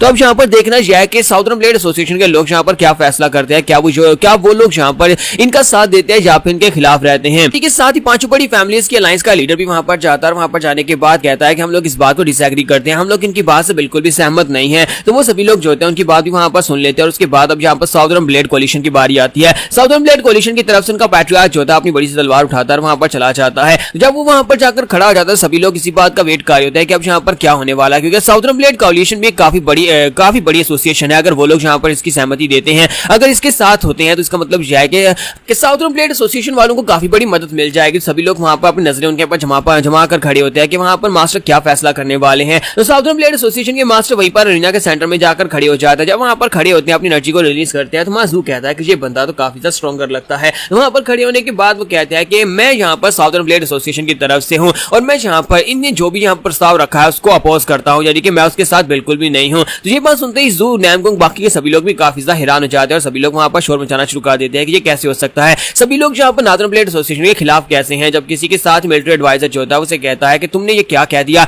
तुम लोग तो यहाँ पर हमारे साथ डील कर चुके हो, फिर भी तुम यहाँ पर ये कह रहे हो कि तुम लोग यहाँ पर इस बात को अपोज करते हो। तो ये बात सुनने के बाद पैट्रियार्च जो होता है उसे कहता है कि हाँ, यहाँ पर मैंने जो बात कही है मैं उसको यहाँ पर क्लैरिफाई करता हूँ। वो सभी लोगों से कहता है कि मैं यहाँ पर पर्सनली इसके हक में नहीं हूँ कि यहाँ पर डिमोनिक कल्ट के लोगों को निकाला जाए या फिर उनको एक्सटर्मिनेट कर दिया जाए, सभी को मार दिया जाए। इसी वजह से मैंने यहाँ पर इनके प्रपोजल को ठुकरा दिया, लेकिन मैं अपनी पूरी की पूरी साउदर्न कोलिशन की तरफ से ये फैसला करता हूं कि हम लोग इनका साथ देंगे। तो ये बात सुनने के बाद सभी लोग काफी ज्यादा हैरान होते हैं, जबकि वहां पर जितने भी नॉर्थर्न ब्लेड एसोसिएशन के लोग होते हैं वो सभी लोग बहुत ज्यादा खुश हो जाते हैं और कहते हैं कि साउदर्न ब्लेड एसोसिएशन हमारे साथ है, ये लोग हमारा साथ देंगे, हमारा समर्थन करेंगे। तो वो सभी लोग काफी ज्यादा खुश हो रहे होते हैं, जबकि वहां पर पैट्रियार्च उसे कहता है कि एडवाइजर क्या इतना काफी है? तो वो कहता है हाँ सर, इतना काफी है। और साथ ही वो सोच रहा था कमीना कहीं का, इसने तो यहाँ पर मेरी जान निकाल दी थी जब इसने ये कहा कहा कि ये हमें अपोज कर रहा है। चलो शुक्र है कि इसने यहाँ पर ये कह दिया कि ये लोग हमारे साथ हैं। तो जू कहता है कि अचानक से क्या हो गया, साउदर्न प्लेट एसोसिएशन के लोग तो यहाँ पर पहले उसने कहा कि वो इस बात के खिलाफ है, लेकिन फिर साथ ही कहा कि वो लोग इनका साथ देंगे। तो नैमगोंग उसे कहता है कि मुझे खुद भी यहाँ पर समझ नहीं आ रही, मुझे लगता है कि यहाँ पर कोई ना कोई पॉलिटिकल डील इन दोनों के बीच में जरूर हुई है। लगता है कि लोगों ने यहाँ पर आपस में अंदर ही अंदर कोई डील की हुई है, जिसकी वजह से पैट्रियार्च को वहां पर यह कहना पड़ा कि वो लोग इनके साथ हैं। तो रेमी उन लोगों से कहते हैं क्या तुम देख नहीं पा रहे, उनमें से एक वहां पर मुस्कुरा रहा है जबकि दूसरा वहां पर गुस्से के साथ खड़ा है। इसका मतलब यह है कि दोनों में यहाँ पर वाकई में कोई ऐसी डील हुई है जो कि इनमें से एक को बिल्कुल भी पसंद नहीं है। और इसी के साथ ही कॉन्फ्रेंस का पहला भाग वहां पर कंप्लीट हो जाता है। अब यहाँ पर वोटिंग की बारी आती है और इन सभी लोगों को कॉन्फ्रेंस से भेज दिया जाता है और हमारे सभी यंग मास्टर यंग मिसेस जो होते हैं वहां पर से निकल आते हैं। तो हमारा जू कहता है कि बस इसी तरह यहाँ पर सब कुछ एंड होने वाला है, क्या यहाँ पर सब कुछ खत्म हो गया। तो नैमगोंग उसे कहता है कि नहीं नहीं, ये सब कुछ इस तरह से एंड नहीं होने वाला। हालांकि यहाँ पर कुछ पार्टीज ऐसी हैं जिन लोगों ने नॉर्दर्न प्लेट एसोसिएशन वालों को यानी उनके खिलाफ वोट दिया, उनके खिलाफ बात की थी, यानी कि वो लोग उनका साथ नहीं देंगे। लेकिन अभी यहाँ पर वोटिंग से डिसाइड होगा कि कितने सेक्टर्स ऐसे हैं जो चाहते हैं कि यहाँ पर से डिमोनिक कल्ट को कंप्लीटली खत्म कर दिया जाए और कितने सेक्टर्स ऐसे हैं जो कि उनके खिलाफ हैं। और वोटिंग के बाद यहाँ पर फाइनल रिजल्ट्स का पता चलेगा। तो माजू कहता है कि मैं अभी यहाँ पर देखना चाहता हूँ कि वोटिंग के बाद क्या रिजल्ट निकलेगा। मैं तो यहाँ पर बड़ी बेसब्री से वेट कर रहा हूँ, लेकिन मैं इस बात को लेकर काफी ज्यादा डिसअपॉइंटेड भी हुआ। मुझे तो लगा था कि वहां पर जो लोग उनके अपोज कर रहे हैं उन सभी लोगों के साथ नॉर्दर्न प्लेट एसोसिएशन के लोग फाइट करेंगे और फाइट के साथ ही बात डिसाइड होगी कि आखिर वो लोग क्या कह, यानी कि उनके साथ हैं या नहीं है।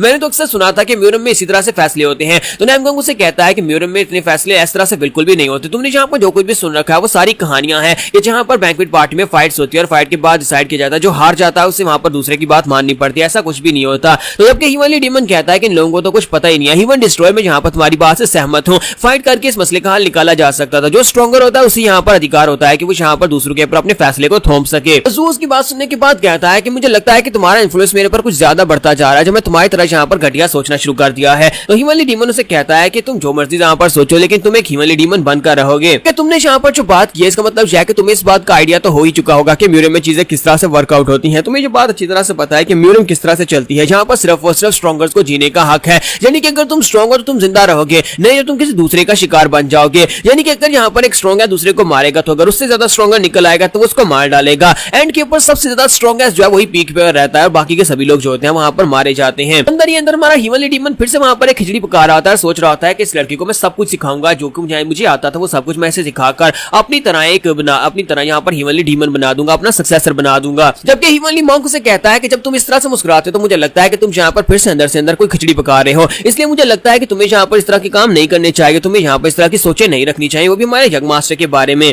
तुम्हारा सूच होता है वो नैमगोंग से कहता है क्या बताओ कि यहाँ पर वोटिंग अगर होती है और वोटिंग में यहाँ पर ये फैसला हो जाता है कि डिमोनिक कल्ट को खत्म करना है, तो फिर ये बाकी के सभी लोग जो कि यहाँ पर इसके खिलाफ वोट दे रहे थे वो सभी लोग क्या करेंगे। तो ये बात सुनने के बाद नैमगोंग उसे कहता है कि अगर यहाँ पर वोटिंग होती है और मेजोरिटी रूल यानी कि मेजोरिटी रूल को अप्लाई किया जाता है, जिसमें ज्यादा लोग अगर वोट देते हैं कि डिमोनिक पाथ को एक्सटर्मिनेट किया जाए, तो वो लोग जो इसके खिलाफ होंगे उन्हें भी यहाँ पर ये बात माननी पड़ेगी और उन्हें भी नॉर्दर्न प्लेट एसोसिएशन वालों का साथ देना पड़ेगा डिमोनिक कल्ट के एक्सटर्मिनेशन में। तो ये लोग बातें करते हुए जा रहे होता है, किसी के साथ ही वहां पर एल्डर और दो लोग वहां पर आते हैं जो कि नॉर्दर्न प्लेट एसोसिएशन से होते हैं। तो वो पीछे से उनसे कहते हैं कि तुम में से जेड फेस डिवाइन ड्रैगन कौन है। तो जू कहता है कि मेरा नाम जेड फेस डिवाइन ड्रैगन है, बताओ तुम्हें क्या काम है। तो वो उसे कहता है कि हमारे एसोसिएशन लीडर तुमसे मिलना चाहते हैं, इसलिए प्लीज हमारे साथ आ जाओ। जबकि पेंग आगे बढ़ता है और उसे कहता है कि हमने यहाँ पर इस तरह के स्ट्रेंज रिक्वेस्ट के बारे में कभी नहीं सुना कि अचानक से तुम लोग यहाँ पर आते हो और आकर कहते हो कि एसोसिएशन लीडर इस लड़के से मिलना चाहते हैं, हम लोग इस लड़के को तुम्हारे साथ नहीं भेजेंगे। तो ये बात सुनने के बाद वो एल्डर उसे कहता है कि तुम अपनी बकवास बंद रखो और साइड पर रहो, तुम्हें नहीं बुलाया गया, इस वजह से तुम्हें यहाँ पर आने की जरूरत भी नहीं हो, ना ही तुम्हें यहाँ पर कोई बुला रहा है। हम लोग जिस बंदे को लेने के लिए आए हम लोग उसे लेकर ही जहाँ से जाएंगे। तो पेंग इस बात से काफी ज्यादा गुस्सा आता है, कहता है कि तुम्हारी हिम्मत कैसी हुई हमसे इस तरह से बात करने की। जबकि जू से कहता है शांत हो जाओ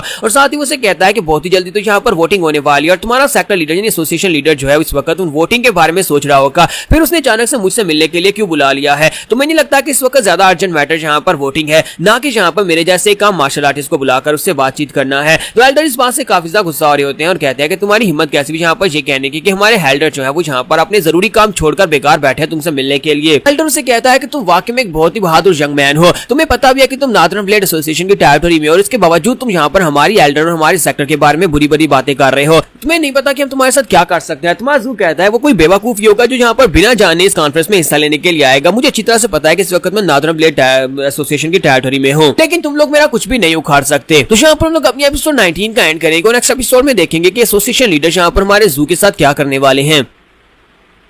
तो गाइस कैसे हैं आप सब लोग ह्यूमनली डिस्ट्रॉयड के एपिसोड 20 के साथ हाजिर हो। तो लास्ट एपिसोड के एंड पे हमने देखा था कि वहां पर नादरन ब्लेड एसोसिएशन की तरफ से एल्डर जो होते हैं हमारे जू को अपने साथ ले जाना चाहते हैं, लेकिन इसी के साथ ही वहां पर मॉन्क निकल आते हैं। तो मास्टर जीगोंग वहां पर आते हैं और कहते हैं कि यहाँ पर क्या चल रहा है, मुझे माफ करना कि मैं यहाँ पर तुम्हारी बात को बीच में काट रहा हूँ, लेकिन मुझे यहाँ पर आकर तुमसे बात करनी थी, इसी वजह से मैं यहाँ पर आया हूँ। तो ये देखने के बाद नैमकोंग कहता है कि ये क्या मास्टर जीगोंग पर्सनली यहाँ पर हम सभी से मिलने के लिए आए हैं, क्या यहाँ पर जंग मास्टर जू से मिलने के लिए आए। तो इसी के साथ ही मास्टर जू से कहता है कि मैं यहाँ पर इस वोटिंग के लिए आया था, लेकिन मुझे यहाँ पर वोटिंग में आने से ज्यादा इस लड़के जू से मिलना था जिसके बारे में ये रूमर्स फैल रहे हैं कि वो शाओलिन की मार्शल आर्ट्स को यूज कर सकता है। मैंने सुना है कि हमारे ग्रैंड मार्शल अंकल जो हैं वो भी यहाँ पर हैं, इसी वजह से हम लोग यहाँ पर स्पेशली यहाँ पर तुमसे मिलने के लिए आया हूँ, क्योंकि यहाँ पर इस लड़के ने हमारे ग्रैंड मार्शल अंकल की जितनी भी पावर्स उनको इनहेरिटेंस किया, इसका मतलब यह है कि ये भी हमारा ग्रैंड मार्शल अंकल हुआ। तो ये बात सुनने के बाद सभी लोग काफी ज्यादा हैरान होते हैं, जू भी इस बात से काफी ज्यादा हैरान होता है। तो इसी के साथ ही शाओलिन वांग उनसे कहता है कि मैं यहाँ पर तुम सभी लोगों के चेहरों को अच्छी तरह से रीड कर पा रहा हूँ कि तुम लोग इस बात से हैरान हो रहे होगे। अगर देखा जाए तो यहाँ पर हम इस लड़के जू ने अगर वाकई में यहाँ पर शाओलिन टेंपल के हमारे जो 6 पैट्रियार्च थे उनकी जितनी भी कल्टीवेशन टेक्निक्स और उनके इनहेरिटेंस की पावर को मास्टर किया है, तो इसका मतलब यह है कि ये हमारा सीनियर हुआ और इसके पास वही सारी पावर लेवल है जो कि हमारे सीनियर के पास होनी चाहिए, तो फिर हम इसे यहाँ पर अपना ग्रैंड मार्शल अंकल ही कहेंगे। मास्टर नैमकोंग कहता है कि ये बात तो वाकई में सच है, मैंने तो इस बारे में सोचा ही नहीं था कि ये तो शाओलिन टेंपल में सबसे ज्यादा सीनियर हुआ, क्योंकि इसके पास यहाँ पर ग्रैंड मास्टर हुइनिंग की सारी टेक्निक्स और इनहेरिटेंस की पावर है। इसका मतलब यह है कि ये बाकी के जितने भी यहाँ पर एल्डर्स और जितने भी पैट्रियार्च वगैरह उन सभी लोगों के ग्रैंड मार्शल अंकल हुआ। इसी के साथ ही मास्टर जीगोंग जो होते हैं वहां पर अपने प्रेशर को रिलीज करते हैं और कहते हैं लेकिन हम लोग यहाँ पर इस बात को कंफर्म किए बिना तुम्हें यहाँ पर अपना ग्रैंड मार्शल अंकल कैसे कह सकते हैं, पहले तुम्हें यहाँ पर इस बात को साबित करना होगा कि तुम्हारे पास वाकई में यहाँ पर मास्टर हुइनिंग की पावर्स हैं। और जब वो उसके ऊपर प्रेशर डालते हैं तो हमारा जू जो होता है वो कहता है कि इनका प्रेशर तो वाकई में बहुत ज्यादा है, हालांकि दिखने में ये सिर्फ और सिर्फ एक मॉन्ग है, लेकिन असल में इनकी स्ट्रेंथ जो है वो काफी ज्यादा स्ट्रॉन्गर है। तो इसी के साथ ही एल्डर से कहता है कि अगर ये बात गलत निकली कि तुम्हारे पास शाओलिन टेंपल के मास्टर हुइनिंग की पावर्स हैं, अगर ये बात गलत निकली तो फिर तुम्हारे साथ जो कुछ भी होगा वो बहुत ज्यादा बुरा होने वाला है, क्योंकि शाओलिन टेंपल तुम्हें कभी माफ नहीं करेगा अगर तुम शाओलिन टेंपल के ऊपर इस तरह के इल्जाम लगा रहे हो। तो जू कहता है कि इसका प्रेशर वाकई में बहुत ज्यादा हैरान करने वाला है। और ह्यूमनली डीमन जो होता है वो कहता है कि हुइनिंग तुम्हारे जो डिसाइपल्स तो काफी ज्यादा स्ट्रॉन्गर है। तो मास्टर हुइनिंग कहते हैं कि हाँ मैं भी यहाँ पर यही सोच रहा हूँ कि इसकी एनर्जी वाकई में काफी ज्यादा है, लगता है कि ये भी मेरी तरह काफी ज्यादा स्ट्रॉन्गर है। तो माजू कहता है कि तुम बताओ कि मुझे यहाँ पर इस बात को किस तरह से प्रूव करना है। और साथ ही माजू वहां पर अपनी मार्शल आर्ट्स को रिलीज करता है, अपनी एनर्जी को रिलीज करता है, तो उसके आसपास जितना प्रेशर होता है वो सारे का सारा डिस्ट्रॉय हो जाता है। तो वो उसे कहता है कि क्या तुम्हें यहाँ पर मेरी बात के ऊपर यकीन आया, जहाँ पर तुम्हें यहाँ पर मेरी मार्शल आर्ट्स को देखना है, अगर चाहो तो मैं तुम्हें शाओलिन की मार्शल आर्ट्स यहीं पर इस जगह पर दिखा सकता हूँ। और बाकी के सभी लोग भी काफी हैरान हो रहे होते हैं, जबकि शाओलिन मास्टर से कहते हैं कि नहीं नहीं नहीं तुम्हें यहाँ पर अपनी मार्शल आर्ट्स को इस जगह पर दिखाने की जरूरत नहीं है, पहले यहाँ पर जब वोटिंग का काम खत्म हो जाए पहले हम लोग यहाँ पर कॉन्फ्रेंस खत्म कर लें, कॉन्फ्रेंस खत्म करने के बाद तुम हमसे मिलने के लिए हमारे मेन शाओलिन टेंपल में आना, वहां पर आओगे तो हम लोग तुम्हारी मार्शल आर्ट्स को वहीं पर देखेंगे। और अगर ये बात वाकई में सच हुई तो इसका मतलब यह है कि हम लोग तुम्हें अपने सीनियर मास्टर की तरह रिस्पेक्ट देंगे जिस तरह से हमें अपने ग्रैंड मार्शल अंकल को रिस्पेक्ट देनी चाहिए। मासून से कहता है कि हाँ क्यों नहीं ग्रैंड मास्टर, मैं आपसे मिलने के लिए जरूर आऊंगा, मैं आपके टेंपल में आपसे मिलने के लिए आऊंगा। तो वो कहते हैं हाँ क्यों नहीं, मैं भी यहाँ पर आपका वेट करूंगा कब आप मुझसे मिलने के लिए मेरे टेंपल में आएंगे। तो इसी के साथ ही उन दोनों के बीच में वहां पर समझौता हो जाता है और बाकी के सभी लोग वहां पर खड़े सोच रहे होते हैं कि हाय यहाँ पर इस यंग मास्टर जू की आइडेंटिटी है क्या, आखिर इसकी ट्रू आइडेंटिटी क्या है कि सभी लोग इसे यहाँ पर रिस्पेक्ट देते जा रहे हैं और ये काफी ज्यादा फेमस होता जा रहा है। तुम्हारा जू और उसके साथ ही वहां से वापस अपने रेस्टोरेंट की तरफ जा रहे होते हैं, तो वहीं पर रास्ते में नैमकोंग से कहता है कि मास्टर जीगोंग के वहां पर आने की वजह से वो एल्डर जो तुम्हें अपने एसोसिएशन लीडर के पास लेकर जाना चाहते थे वो वहां से चुपचाप वापस चले गए, लेकिन मुझे नहीं लगता कि यहाँ पर उन लोगों के बीच में तुम्हारे बीच में जो झगड़ा हुआ था वो इतनी जल्दी से खत्म होने वाला है। जू से कहता है कि अगर ऐसी बात तो फिर तुम बताओ कि वो लोग यहाँ पर मेरे खिलाफ क्या ही कुछ कर सकते हैं। तो वो उसे कहता है कि मुझे पता है कि तुम काफी ज्यादा स्ट्रॉन्ग हो, लेकिन तुम्हें यहाँ पर केयरफुल रहने की जरूरत है। हम लोग इस वक्त नादरन ब्लेड एसोसिएशन की टेरिटरी में है, इसका मतलब यह है कि हमें यहाँ पर बहुत ज्यादा संभल कर रहने की जरूरत है, वो लोग यहाँ पर कुछ भी कर सकते हैं। साथ ही वो उसे कहते हैं कि अब हम सभी लोग अपने अपने रूम में जा रहे हैं, अगर कुछ यहाँ पर बुरा होता है तो हमें जरूर बताना और हमसे जरूर आकर बात करना। और इसी के साथ ही वो सभी लोग जो होते हैं वहां पर से अपने अपनी तरफ चले जाते हैं, जबकि जू कहता है कि मैं तो बस यहाँ पर वोटिंग का वेट कर रहा हूँ। और यहीं पर से रास्ते में वापस जाते हुए हमारा जू जो होता है वो एक बात सोच रहा था, वो ये सोच रहा था कि यहाँ पर हिस्ट्री में जिसके पास सबसे ज्यादा पावर होती है वही यहाँ पर कुछ करने की हिम्मत रखता है। और हमारे जू को यहाँ पर एक नई बात समझ आती है जिंदगी के बारे में, और वो ये होती है कि यहाँ पर आपके स्ट्रॉन्ग होने का और राइटियस होने का कोई ताल्लुक नहीं है। इस बात से फर्क नहीं पड़ता कि आप यहाँ पर स्ट्रॉन्ग है या फिर राइटियस है, क्योंकि यहाँ पर डिमोनिक पाथ के लोग भी अपने हिसाब से राइटियस हो सकते हैं। इसी वजह से उसने यहाँ पर नादरन ब्लेड एसोसिएशन वालों को देखा कि उनके साथ राइटियस का नाम जुड़ा हुआ है, लेकिन असल में वो यहाँ पर घिनौने काम करते हैं और बुरे काम कर रहे हैं। पर उसे ह्यूमनली डीमन की बात भी याद आती है कि यहाँ पर जो स्ट्रॉन्ग होगा वही सर्वाइव कर पाएगा। तो ये सब याद करने के बाद, ये सब कुछ बातें याद करने के बाद वो कहता है कि मेरे अंकल हान ने मेरे साथ जो कुछ भी किया मुझे लगता है कि वो सही था, क्योंकि अंकल हान जो थे वो एक भेड़िए की तरह थे, वो मुझसे ज्यादा स्ट्रॉन्गर थे। उन्होंने मुझे गद्दी के ऊपर से हटा दिया और मुझे एम्परशिप से हटाकर खुद गद्दी के ऊपर बैठ गए। तो मैं यहाँ पर इसके लिए उनसे नफरत नहीं कर सकता और इसके लिए उन्हें रिजेंट भी नहीं कर सकता। अगर वो यहाँ पर एम्पर की गद्दी के ऊपर बैठकर ठीक से अपनी एम्परशिप को चला रही है और प्रजा खुश है तो फिर मुझे यहाँ पर इस बात से कोई दिक्कत नहीं होनी चाहिए। जब यहाँ पर म्यूरियम के अंदर आकर रह रहा है तो उसे यहाँ पर आने के बाद एक सडन रियलाइजेशन मिलती है, जिससे उसे पता चलता है कि उसे अपनी जिंदगी में अब कौन सी पाथ को फॉलो करना है, उसे आगे क्या करना है। तो उसे समझ आती है क्योंकि उसकी बॉडी के अंदर इस वक्त 3 पर्सनैलिटीज हैं। एक उसकी अपनी एम्पर वाली पर्सनैलिटी है जो कि नॉर्मल थी, और दूसरी ह्यूमनली डिस्ट्रॉयर की है, और तीसरी जो है वो यहाँ पर उसके अंदर ह्यूमनली मॉन्क की है,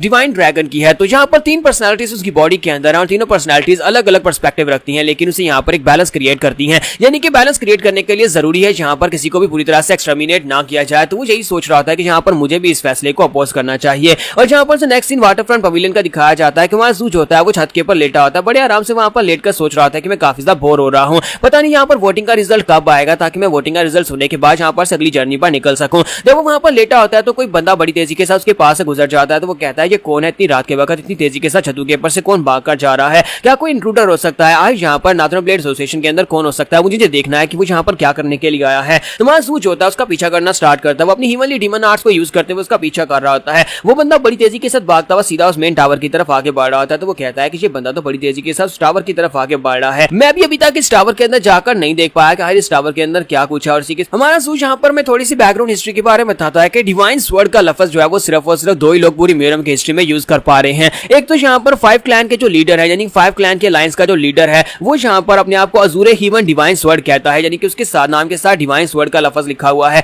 जबकि इस पैलेस का नाम यानी कि इस बड़ी बिल्डिंग को भी यहाँ पर डिवाइन स्वर्ड बिल्डिंग कहा जाता है। डिवाइन स्वर्ड पवेलियन का नाम इसे इसलिए दिया जाता है क्योंकि यहाँ पर जो एसोसिएशन लीडर है उसकी पावर लेवल्स अपने फादर की तरह बहुत ज्यादा स्ट्रॉन्गर है। उसके फादर जब यहाँ पर से चले गए थे, कहा जाता है कि उसके फादर उसके बेटे को सिखाने के लिए किसी जंगल में लेकर चले गए हैं, जहां पर जाकर उसे कल्टीवेशन टेक्निक सिखा रहे हैं। इनकी फैमिली की कल्टीवेशन टेक्निक्स काफी स्पेशल है, इसी वजह से इन्हें भी यहाँ पर डिवाइन स्वर्ड का टाइटल मिला है। ब्लेड एसोसिएशन का जो लीडर है वो बाकी के सभी लीडर्स में से बहुत ज्यादा यंगेस्ट है, और यंगेस्ट स्टेज में यहाँ पर एसोसिएशन का लीडर बन गया था और काफी ज्यादा पावरफुल भी है। तो एसोसिएशन लीडर का नाम डोगू हैंटियान होता है। तो डोगू हैंटियान इतना पावरफुल है कि उसने अकेले यहाँ पर पूरी की पूरी नाथरम ब्लेड एसोसिएशन को संभाल कर रखा हुआ है। हालांकि उसके फादर जो कभी यहाँ पर पहले एसोसिएशन लीडर हुआ करते थे वो डिसअपियर हो गए उसके पोते को लेकर, लेकिन उसके बाद से यहाँ पर इसने अकेले सब कुछ संभाला हुआ है। तो महसूस होता है उस बिल्डिंग के काफी करीब पहुंच जाता है और कहता है कि ये जो भी बंदा था वो तो बिल्डिंग के अंदर चला गया है। वाटर फायर अबोर्ड यानी कि ये बिल्डिंग जो है ये काफी ज्यादा खास बिल्डिंग है और बिल्डिंग बाहर से काफी ज्यादा कूल भी लग रही होती है। तो वो कहता है कि यार ये किस किस्म की बिल्डिंग है और यहाँ पर इसके अंदर कौन हो सकता है, आज यहाँ पर ये कौन बंदा है जो इस बिल्डिंग के अंदर घुसा है। हो सकता है कि ये नादरम ब्लेड एसोसिएशन के किसी खास मेंबर के ऊपर अटैक करने के लिए आया हो। तो क्या मुझे अंदर जाकर चेक करना चाहिए कि आखिर वो बंदा यहाँ पर क्या करने के लिए आया, क्योंकि मुझे देखना है कि आखिर उसके यहाँ पर आने का मकसद क्या है। तो यहाँ पर हम लोग अपनी एपिसोड 20 का एंड करेंगे। नेक्स्ट एपिसोड में देखेंगे आखिर उस बिल्डिंग के अंदर कौन है जिसको मिलने के लिए वो बंदा जो है बाहर से भागता हुआ अंदर गया है, और हमारा सू अंदर जाकर क्या देखेगा ये हम लोग नेक्स्ट एपिसोड में देख पाएंगे।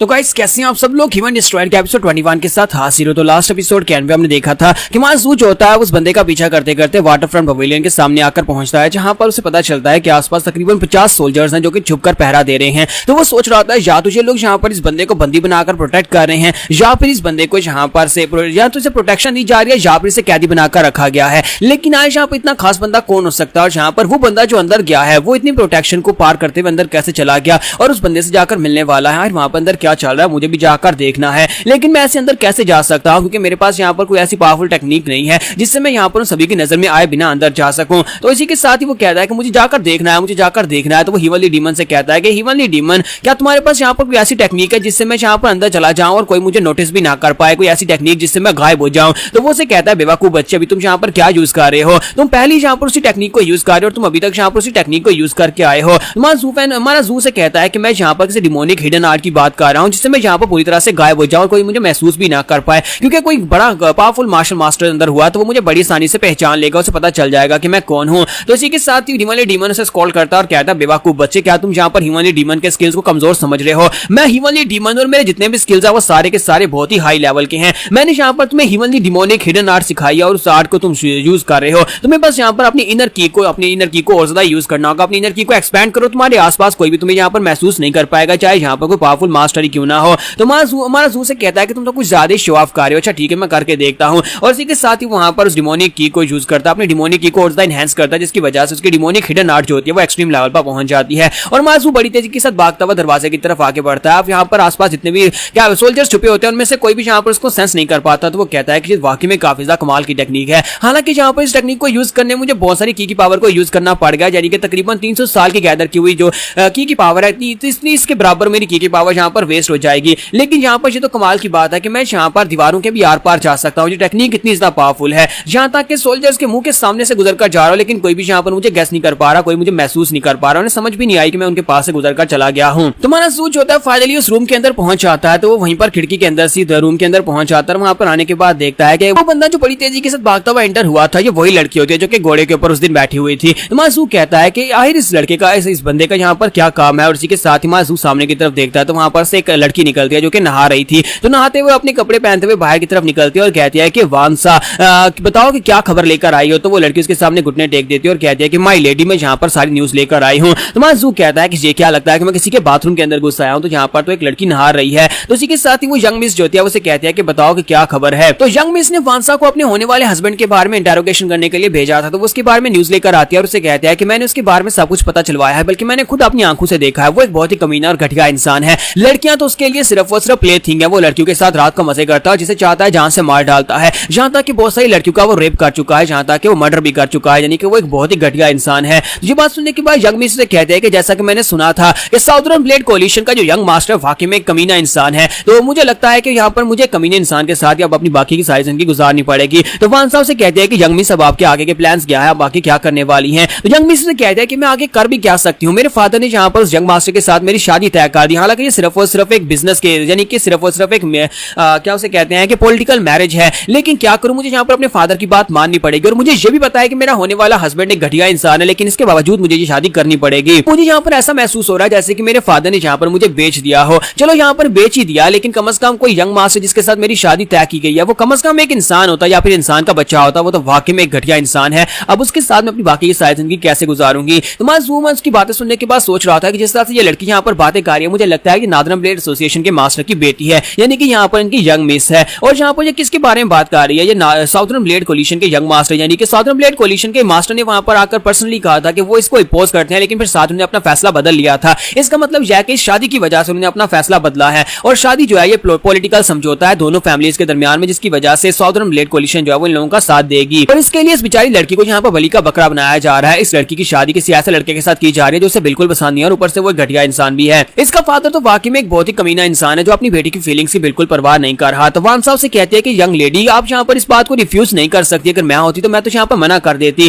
तो वो से कहती है कि तुम्हें क्या लगता है कि यहाँ पर मना करने से क्या होगा, तुम्हें लगता है कि मना करने से कोई काम बनेगा। मेरे फादर ने यहाँ पर 50 सोल्जर्स को बाहर पहरे के ऊपर लगाया हुआ है ताकि मैं यहाँ पर से भाग कर ना जा सकूं और मैं इस शादी से मना ना कर सकूं। मुझे बताओ कि अगर मैं यहाँ पर तुमसे कहूं कि मुझे यहाँ से भगाने में मदद करो, तो क्या तुम मदद करोगी। तो वांसा कहती है यंग लेडी, आपको यहाँ पर कहने की जरूरत भी नहीं है, बस मुझे कहें कि यहाँ पर से भाग कर जाना है, अभी यहाँ पर से निकलना है, मैं अभी यहाँ पर आपकी मदद करूंगी, चाहे कुछ भी हो जाए, मैं अपनी जान दांव पर लगाकर आपको प्रोटेक्ट करूंगी। तो इसी के साथ यंग लेडी उसे कह दिया कि तुम वाकई में एक बहुत ही अच्छी प्रोटेक्टर हो, लेकिन तुम्हारा बहुत बहुत शुक्रिया। मुझे लगता है कि मुझे अपनी किस्मत को एक्सेप्ट कर लेना चाहिए, अब तुम भी यहाँ पर से जाओ, मुझे थोड़ी देर के लिए अकेले रहना है। तो वांसा उसे कहती है जी माई लेडी, और वहां पर से चली जाती है। उसके चले जाने के बाद हमारी यंग मिस जो होती है वहीं पर बैठ जाती है, और बैठने के बाद थोड़ी देर वहां पर सोचती है, फिर साथ ही रोना शुरू कर देती है और कहती है कि हाय मेरी किस्मत, मुझे यहाँ पर एक बहुत ही घटिया इंसान के साथ बांध दिया जाएगा और बाकी की सारी जिंदगी मुझे उसी कमीने इंसान के साथ गुजारनी पड़ेगी। जबकि मासूम जब उसे रोते हुए देखता है तो उसे अपना आप याद आ जाता है। वो कहता है कि मैं इस लड़की की हेल्पलेसनेस को यहाँ पर महसूस कर पा रहा हूँ। ये लड़की इस वक्त कितना बेचारापन महसूस कर रही है कि ये लड़की यहाँ पर अपनी मर्जी से कुछ भी नहीं कर सकती, और इसकी शादी कर दी जाएगी तो उसके बाद वहां पर जाकर बुरी तरह से फंस जाएगी।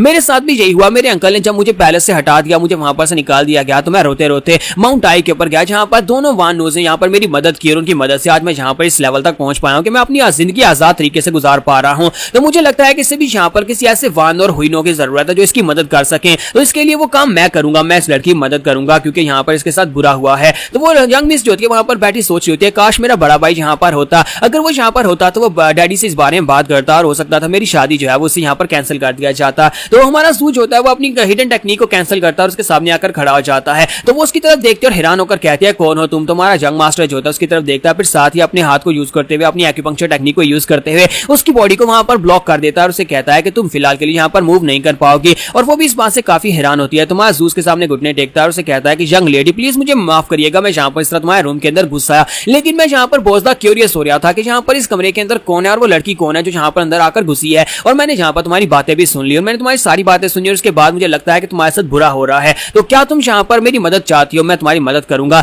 मैं डिवाइन ड्रैगन हूँ, तुमने मेरा नाम सुना होगा। अगर तुम यहाँ से भागना चाहती हो तो भागने में तुम्हारी मदद कर सकता हूँ। फिर साथ ही वो से कहता है कि अब मैं यहाँ पर तुम्हारी की पॉइंट्स को दोबारा से एक्टिवेट करने वाला हूँ, तो प्लीज यहाँ पर शोर मत मचाना और किसी को अंदर मत बुलाना, क्योंकि मैं सिर्फ और सिर्फ तुम्हारी मदद करने के लिए यहाँ पर आया हूँ। तो क्या तुम वादा करती हो? तो वो कहती है हाँ मैं वादा करती हूँ, मैं यहाँ पर शोर नहीं मचाऊंगी। और इसी के साथ ही हमारा जू कहता है तो फिर ठीक है। और साथ ही हमारा जू होता है वो उसके मेरिडियन पॉइंट्स को एक्टिवेट कर देता है। तो उसे कहता है कि लो अब तुम यहाँ पर अपनी बॉडी को मूव कर सकती हो। और इसी के साथ ही हमारी यंग मिस हमारे जू के मुंह पर एक थप्पड़ मारती है। तो वो जैसे वहां पर थप्पड़ मारती है तो हमारा जू जल्दी से पीछे की तरफ हटता है और कहता है कि वो ये तुम क्या कर रही हो, हम दोनों में एक डील हुई और उसके बावजूद अब तुम यहाँ पर मेरे पर अटैक कर रही हो। तो यहाँ पर हमारी एपिसोड 21 का एंड होगा और नेक्स्ट एपिसोड में देखेंगे क्या यंग मिस यहाँ पर इसे मदद लेने को तैयार होगी और क्या यहाँ पर इसके साथ भाग जाएगी।